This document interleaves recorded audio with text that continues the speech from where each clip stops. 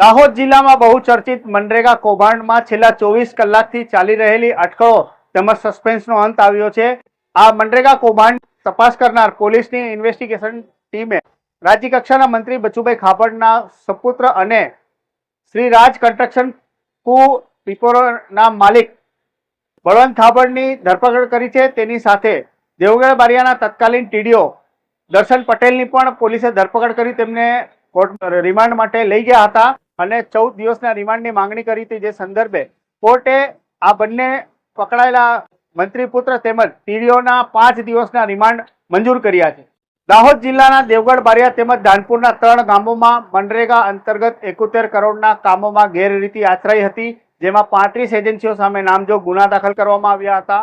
આ કેસમાં ઇન્વેસ્ટિગેશન કરનાર ટીમે અગાઉ પકડાયેલા 5 વ્યક્તિઓની પૂછપરછ હાથ ધરી હતી, જે બાદ વિવિધ બિંદુઓ પર તપાસ હાથ ધરવામાં આવી હતી અને અંતે ઉપરોક્ત 3 ગામોમાં કાગળ ઉપર જે કામ અધૂરા બતાવવામાં આવ્યા હતા તે કામોમાં એજન્સીની ભૂમિકા, ટેકનિકલ તેમજ ડિજિટલ પુરાવા એકત્રિત કર્યા હતા અને સ્થળ પર અધૂરા કામો તેમજ L1 સિવાયની એજન્સીઓ એટલે કે બિનપાત્રતા ધરાવતી એજન્સીઓના એકબીજા સાથેના મેળાપીપણા કરી સરકારી નાણાંની ઉચાપત કરી હોવાનું સ્પષ્ટ થતા અંતે પંચાયત તેમજ કૃષિ મંત્રી બચુભાઈ ખાબડના પુત્ર તેમજ શ્રી રાજ કન્સ્ટ્રક્શન કુ પીપરોના માલિક બળવંત ખાબડ તેમજ તત્કાલીન તાલુકા વિકાસ અધિકારી દર્શન પટેલની ધરપકડ કરી જેલ ભેગા કર્યા છે। આ મામલે ડીવાયએસપી જગદીશ ભંડારી જેઓ આ મનરેગા કૌભાંડના તપાસ અધિકારી છે તેમનું શું કહેવું છે જોઈશું આ રિપોર્ટમાં। મનરેગા યોજનામાં ગેરરીતિ બાબતે ડીઆરડીએ નિયામકશ્રી દ્વારા ફરિયાદ દાખલ થતા જે ફરિયાદોએ 5 જેટલા મનરેગાના અધિકારી કર્મચારીઓને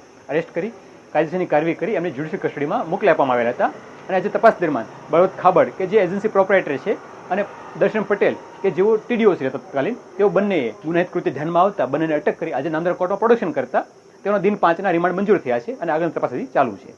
અત્રે ઉલ્લેખનીય છે કે મંત્રી પુત્ર બચુભાઈ ખાબડની જે શ્રી રાજ કન્સ્ટ્રક્શન કંપની છે તેને મનરેગા અંતર્ગતના 38 કામોમાં 5 કરોડના પૈસાની ચૂકવણી થઈ હતી। પોલીસે હાલ કાગળ ઉપર 82 લાખ રૂપિયા બતાવ્યા છે, જ્યારે અન્ય જે કામો હતા તે અંગે હવે તપાસ ચાલી રહી છે અને પોલીસની જે તપાસ અને જે ફોકસ અત્યારે છે તે જે પ્રોપરાઇટરો જે 35 જેટલા જે નામો ફરિયાદમાં દાખલ કરવામાં આવ્યા હતા તેમની ધરપકડનો દોર શરૂ કરવામાં આવ્યો છે। ભારતીય જનતા પાર્ટીના 30 વર્ષના શાસનમાં ભ્રષ્ટાચાર એ શિષ્ટાચાર બની ગયો છે અને જ્યારે ભાજપ સરકારમાં જે વહીવટકર્તાઓ છે, જેના હાથમાં સત્તા છે, જેણે ભ્રષ્ટાચાર રોકવાના શપથ લીધા છે, પારદર્શક વહીવટ કરવાની જવાબદારી છે, જ્યારે એ જ લોકો અને એમના મળતિયાઓ સીધા ભ્રષ્ટાચારમાં પકડાય ત્યારે એનો સ્પષ્ટ મતલબ છે કે આજે ગુજરાતમાં વાડ જ ચીબડા ગળે, કોટવાલ જ ચોર છે એવી સ્થિતિનું નિર્માણ છે।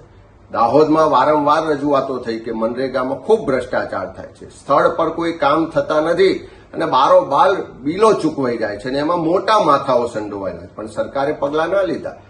વર્ષોની લડત પછી કોંગ્રેસ પક્ષે પણ વિધાનસભામાં પ્રશ્નો મૂક્યા, વારંવાર લેખિત મૌખિક રજૂઆત કરી, ત્યારે હવે સરકાર જાગી છે અને તપાસની શરૂઆત કરી છે। પણ આ તપાસ ખાલી નાટક પૂરતી ના થાય, ખાલી 1-2 લોકોને પકડી અને ભીનું સંકેલવાનો પ્રયત્ન ના થાય। સરકાર પાસે અમારી માગણી છે કે આ પ્રજાના ટેક્સના પૈસા છે, પ્રજાના પડસેવાના પૈસા છે।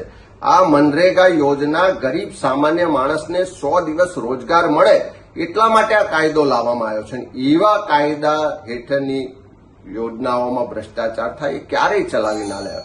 સરકારે પ્રમાણિક નિષ્ઠાવાન અધિકારીઓની એસઆઈટી બનાવવી જોઈએ। દાહોદમાં જો તટસ્થ રીતે તપાસ થશે તો હજુ પણ મોટા માથાઓ આમાં પકડાશે અને 100 કરોડ નહીં 200 કરોડ કરતા વધારેનો ભ્રષ્ટાચાર બહાર આવવાનો છે। ત્યારે સરકાર પાસે માગણી કરીએ છીએ કે ઓપરેશન ગંગાજળની વાત મુખ્યમંત્રી શ્રી કરે, પણ શરૂઆત પોતાના મંત્રીમંડળથી તો કરો। આજે એમના જ પરિવારના સભ્યો આ ભ્રષ્ટાચારમાં સંડોવાયેલાનું બહાર આવ્યું છે તો તટસ્થ તપાસ કેવી રીતે થશે?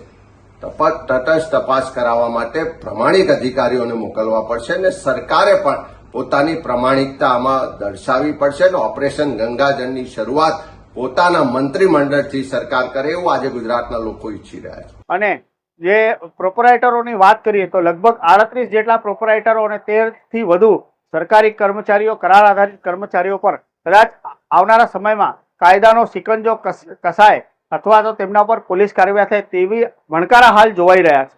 આપને જણાવી દઈએ કે આ બંને ધરપકડો ગઈકાલે કરવામાં આવી હતી, જેમાં મંત્રી પુત્ર બળવંત ખાબડની ભતવાડા ટોલ નાકા પરથી, જ્યારે તત્કાલીન ટીડીઓ દર્શન પટેલ, જેઓ હાલ ખેડા જિલ્લામાં તાલુકા વિકાસ અધિકારી તરીકે ફરજ બજાવી રહ્યા છે, તેમને અમદાવાદ મહેમદાવાદ હાઈવે ઉપરથી તેમની ધરપકડ કરવામાં આવી હતી. આપને જણાવી દઈએ કે ટીડીઓ દર્શન પટેલ 21/12/2024 સુધી દેવગઢ બારિયાના તાલુકા વિકાસ અધિકારી તરીકે પદસ્થ હતા અને તેમની આ કામોમાં તેમના દ્વારા જે મનરેગાના કામોમાં તેઓ પ્રોગ્રામ ઓફિસર તરીકે પણ હતા.